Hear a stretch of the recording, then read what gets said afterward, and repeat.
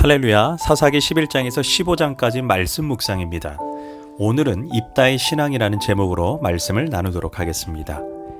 왜 사람들은 자살을 한다고 생각합니까? 자살을 연구하는 심리학자들에 의하면 자살의 가장 큰 원인이 거절감에서 시작된다라고 말합니다. 버림받았다는 감정이 자살의 주요 동기가 된다는 것입니다.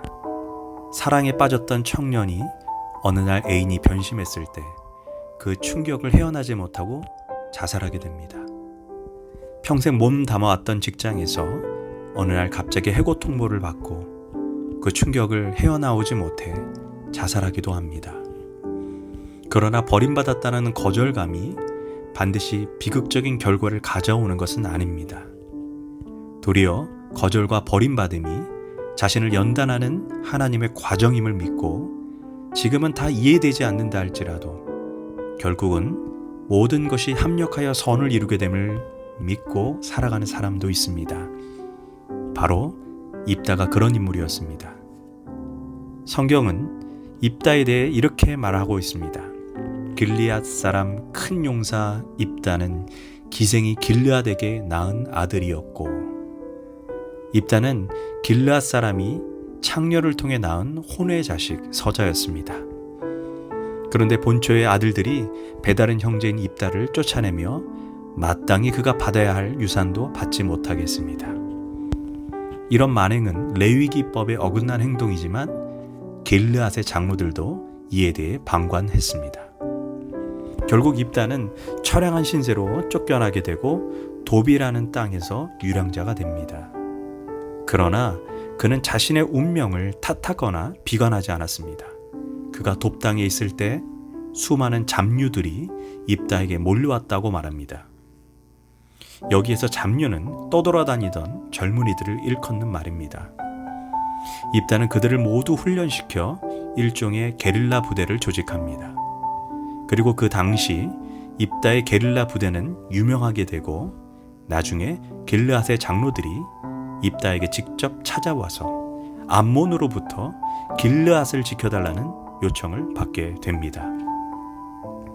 그러나 입다가 하나님의 사람이었던 것을 알 수 있었던 것은 자신을 모질게 내쫓고 모욕감을 주고 마땅히 받아야 할 유산을 주지 않았던 형제들에게 찾아가서 복수하지 않았습니다. 그런 면에서 입다는 요셉과 같은 인물입니다. 과거의 상처와 상황을 내가 다 이해할 수 없으나 분명한 것은 그는 과거의 상처에 집착하지 않았고 하나님의 더 큰 섭리 안에 있는 자신을 보았습니다. 보통의 사람들은 자신이 서자라는 이유로 버림받았을 때 그것을 가슴에 새겨 나중에 두고 보자, 내가 반드시 복수할 것이라고 다짐합니다. 그러나 입다는 자기의 상처와 고통을 창조적인 에너지로 만들어낸 것입니다. 그런 입다에게 하나님께서 인생의 전환기를 허락하여 길르앗 장로들이 찾아오게 한 것입니다. 길르앗을 지켜달라는 것입니다. 물론 입다의 입장에서는 서운할 수도 있습니다. 쫓아낼 때는 언제고 이제 와서 아쉬우니 나에게 도움을 요청하는가 하고 괘씸하게 생각할 수도 있었지만 그는 모든 것 위에 하나님의 섭리를 보게 됩니다. 그래서 그는 이렇게 대답합니다. 입다가 길르앗 장로들에게 이르되 너희가 나를 데리고 본향으로 돌아가서 암몬 자손과 싸우게 할 때에 만일 야훼께서 그들을 내게 붙이시면 내가 과연 너희의 머리가 되겠느냐. 입다는 자신의 군사력과 전략으로 이스라엘을 구해내겠다라고 말하지 않았습니다. 그는 야훼 하나님께서 암몬을 자신에게 붙이시면 내가 승리할 수 있다고 믿었습니다. 이 말은 하나님이 함께 하시면 승리하고 하나님이 함께 하지 않으면 나는 실패할 수밖에 없다는 고백입니다. 그는 자신의 군대를 믿은 것이 아니라 인생의 승패는 하나님의 손에 달려 있음을 알았습니다. 이 말은 하나님이 함께 하시면 승리하고 하나님이 함께 하지 않으면 나는 실패할 수밖에 없다는 고백입니다. 그는 자신의 군대를 믿은 것이 아니라 인생의 승패는 하나님의 손에 달려 있다는 것을 알았습니다. 그는 형제들과 고향 사람들에게 버림을 받았을 그때에도 그는 자아가 매우 건강했습니다. 이는 입다가 하나님 안에서 영적인 치유를 경험했다는 것을 알 수 있습니다. 사실 자녀도 잘 되고 사업도 성공하고 건강도 좋을 때는 예배드리는 것이 즐겁고 신이 납니다. 그러나 막상 물질의 문제, 사업의 문제, 자녀의 문제가 찾아왔을 때는 정작 예배의 자리, 기도의 자리보다 하나님이 살아계신 것은 정말 맞는 것인가? 어떻게 나에게 이럴 수 있느냐고 하나님을 등지고 떠나가게 됩니다. 그러나 입다는 공고한 날, 버림받은 날, 더더욱 하나님을 바라보았던 것입니다. 또한 우리가 주목해야 하는 것은 입다가 전쟁에 나가 싸울 것을 수락한 다음에 그는 곧바로 미스바로 갑니다. 사사기 11장 11절에서 입다가 미스바에서 자기의 말을 다 야훼 하나님께 아뢰었다라고 말합니다.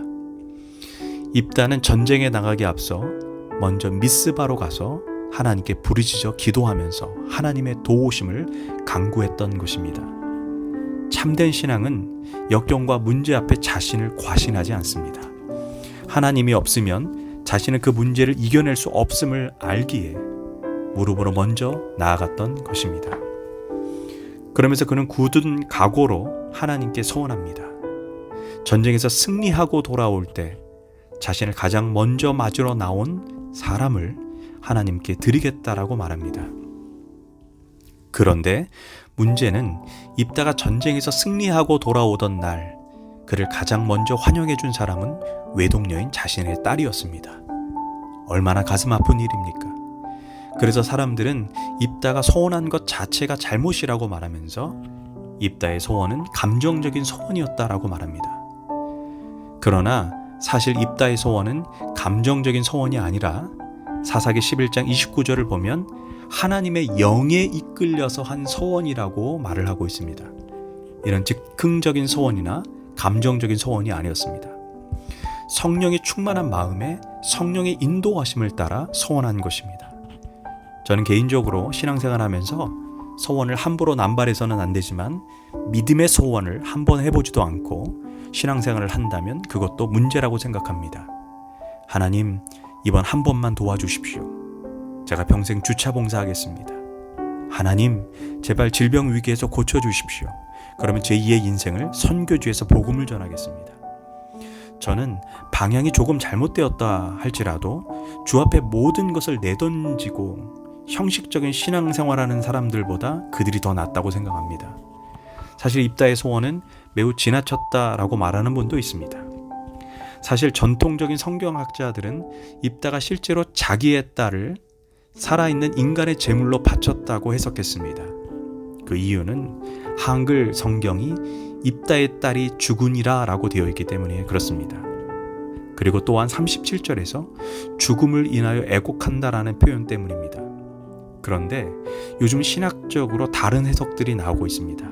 왜냐하면 원래 히브리어 원문을 보면 입다 이야기에 죽음이라는 단어 자체가 없기 때문입니다. 이를 번역상의 오류로 볼 수 있습니다. 신명기 12장 31절에 하나님은 절대로 사람을 제물로 불살라 드리는 것을 철저히 금지하고 있기 때문입니다. 그런데 하나님의 영에 감동되어 하나님이 금지한 인신제사를 드리겠다는 것은 번역상의 오류일 수밖에 없습니다. 이 말은 한나가 사무엘을 한평생 성막 봉사자로 주께 바쳤던 것처럼 사람의 피를 흘리는 희생제사를 말하는 것이 아닙니다. 지금도 신앙 좋은 부모들이 첫 아들을 하나님께 바치겠다고 기도합니다. 그래서 아이가 태어나자마자 이 아들은 목사가 될 것이라고 공표합니다. 이는 아들과 상의하지 않고 부모가 일방적으로 결정한 소원입니다. 이는 확실한 희생입니다. 더구나 입다에 따른 처녀로서 한평생 성막에서 수종드는 삶을 살아야 했기 때문에 큰 희생이라고 할 수 있습니다. 물론 본문의 강조점은 사실 입다의 딸이 죽었느냐 안 죽었느냐에 있지는 않습니다. 중요한 것은 입다가 하나님께 약속했고 그 약속을 사무엘의 엄마 한나처럼 지켰다라는 것입니다. 이것이 우리에게 주는 교훈이 있습니다. 우리는 하나님께 한 소원은 반드시 지켜야 한다는 것입니다. 우리는 입다의 신앙을 통해 우리의 신앙을 점검하시기를 축복합니다. 기도하겠습니다. 하나님을 사랑하는 자, 그 뜻대로 부르심을 입은 자는 모든 것이 합력하여 선을 이룸을 믿습니다. 슬픔이 변하여 춤이 되게 하시고 고통이 영광으로, 십자가가 부활로 가는 인생 되게 하소서. 예수님의 이름으로 기도합니다. 아멘.